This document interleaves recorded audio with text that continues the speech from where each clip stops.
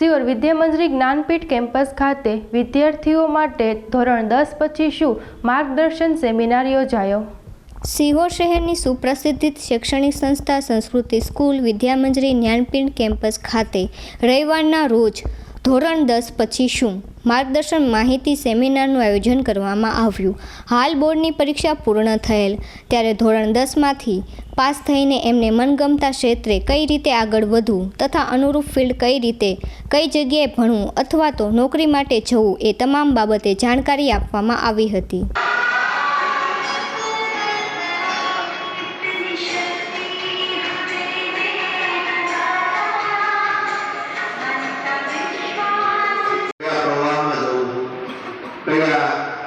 વિષય સાથે આગળ વધવું એવી વેચી શકીએ કે ઘણા બધા વાલીઓના વિદ્યાર્થીઓ એવા હોય કે એને ખબર છે કે મને આગળ જઈને ભૂખ લાગવાની છે કે તરસ લાગવાની છે, તો એ પહેલા એની વ્યવસ્થા કરી રાખે કે ભાઈ મને ભૂખ લાગશે તો હું શું જમીશ, તરસ લાગશે તો પાણી ક્યાંથી ગોતીશ।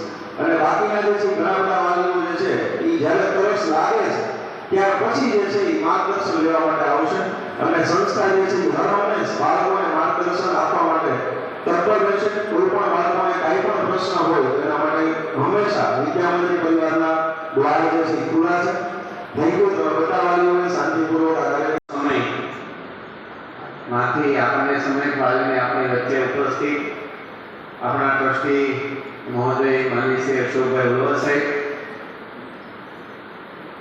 છેલ્લા ઘણા સમયથી આપણને આ સેમિનારમાં માર્ગદર્શન આપી રહ્યા છે એવા ભાઈ શ્રી અભયભાઈ, ભાવેશભાઈ, Amit sir, Pranav sir, Aniket sir, સૌ ગુરુજનોને આપ સૌ વિદ્યાર્થીઓ અને વાલીશ્રીઓ, મારે ફક્ત આપની 2 જ મિનિટ લેવી છે, ત્યાર પછી આપણે આભાર વિધિ કરીને આપણો કાર્યક્રમ પૂર્ણ કરીએ। મિત્રો, વિદ્યામંદિરમાં આપ સૌ જાણો છો કે હવે ખરેખર ભાવનગર જવાની જરૂર નથી, કારણ કે બોલશું એની કરતાં અમે બોલશું એની કરતાં જ્યારે તમે બોલશો ત્યારે સાચું આઉટપુટ આવશે। રવિવાર ધોરણ 10 પછી શું, તો એની વિગતે ચર્ચા શ્રી અભયભાઈ, ખાસ તો આપણે અભયભાઈને સાંભળવાના છે અને વિશેષ અમિતભાઈને સાંભળવાના છે, એટલે એ બંને વક્તા જે છે એ વિશેષ આપણે માર્ગદર્શન આપશે। પણ મારા તરફથી માત્ર એટલું કે ખરેખર તો બધા જે કહેતા હોય કે ભાઈ ધોરણ 10 પછી આર્ટ્સ, કોમર્સ, સાયન્સ કે ડિપ્લોમા, હું માત્ર એટલું કહું છું કે ધોરણ 10 પછી સેમિનાર ગઈકાલે સાંજે એપીએસ સ્કૂલની અંદર ગયો હતો અને આ સિહોરમાં તમારા સ્કૂલ માટે થાય છે આ બધું આયોજન સાથે કર્યું છે અને બધા વક્તાને ભાવનગરથી છે એ સિહોર બોલાવ્યા છે, એના માટે એ ટીમનો એકવાર જોરદાર તાલીથી તમને કહેવાય ને કે સન્માન કરવું જોઈએ। એક વિચાર આવે કે આવું કંઈક કરવું છે અને એના ઉપર એપ્લાય થઈને રિયલી એક આયોજન થાય, બહુ અગત્યનું છે।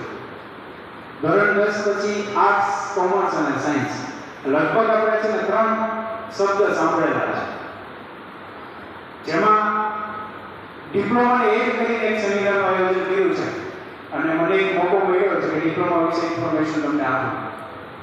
છેલ્લા 13 વર્ષથી આ ફિલ્ડ સાથે હું સંકળાયેલો છું અને ધોરણ 10 પછી ડિપ્લોમા ઉપર તમારા 2 થી 2.5 કલાકનો જે સેમિનાર હોય છે,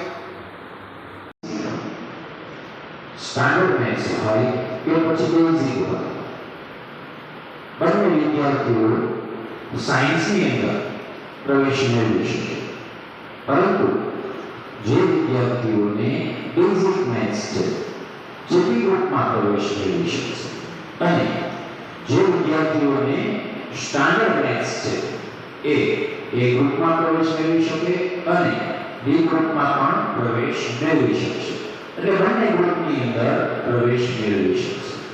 હવે ઘણા વિદ્યાર્થીઓને બેઝિક મેથ્સ છે અને એને એવું થાય કે મારે એ ગ્રુપ કરવું છે, તો એ વિદ્યાર્થી પણ એ ગ્રુપ કરી શકશે। એના માટેનો રસ્તો છે કે જુલાઈ મહિનામાં જે રિપીટર વિદ્યાર્થીઓની એક્ઝામ આવે એની સાથે સાથે તમે ફરી વખત ફોર્મ ભરી અને સ્ટાન્ડર્ડ મેથ્સની એક્ઝામ આપી અને તમે એ ગ્રુપની અંદર ઓકે બીજી 2 દિવસ કે આ પાછો 10 પછી શું શરૂ થઈ. બરાબર, આપના હું થતું હોય કે પહેલેથી ભણભણ કરીએ તો તમારે ખાલી એટલું વિચારો કે અત્યારે ભણશો નહીં તો શું કરશો? કોઈ એવો ઓપ્શન ખરો કે સાહેબ મને વિધાનસભાની ટિકિટ મળે એમ છે, જો ન ભણો તો ચૂંટણીમાં મારે સંસદ સીટો બની છે, એવો ઓપ્શન લગભગ કોઈ આગળ નહીં. એટલે દરેક સમયે ઈશ્વરે આપણને જ્યારે જન્મ આપે છે આ પૃથ્વી ઉપર, ત્યાંથી લઈને વૃદ્ધાવસ્થા સુધી આખું આપણું આયોજન ઘડાયેલું છે કે આ ઉંમરે તારે આ કરવાનું છે, આ ઉંમરે તારે આ કરવાનું છે. આજે ધોરણ 10 પછી શું હું તમને મારી પોતાની વાત કરું તો તમને આજે ખબર પડવાની છે સ્પર્ધાત્મક પરીક્ષા શું છે. સ્પર્ધાત્મક પરીક્ષા હું મારી પોતાની વાત કરું તો તમને 33 વર્ષે ખબર પડી હતી સ્પર્ધાત્મક પરીક્ષા શું છે. 33 વર્ષનો હતો ત્યારે 2013 માં અમુક વિદ્યાર્થીઓ મારી પાસે ગણિતના દાખલાઓ સોલ્વ કરવા આવતા હતા અને મેં પછી એમને પૂછ્યું કે તમે શેની તૈયારી કરો છો? ત્યારે એણે કીધું કે મેં PSI અને કોન્સ્ટેબલની તૈયારી કરી.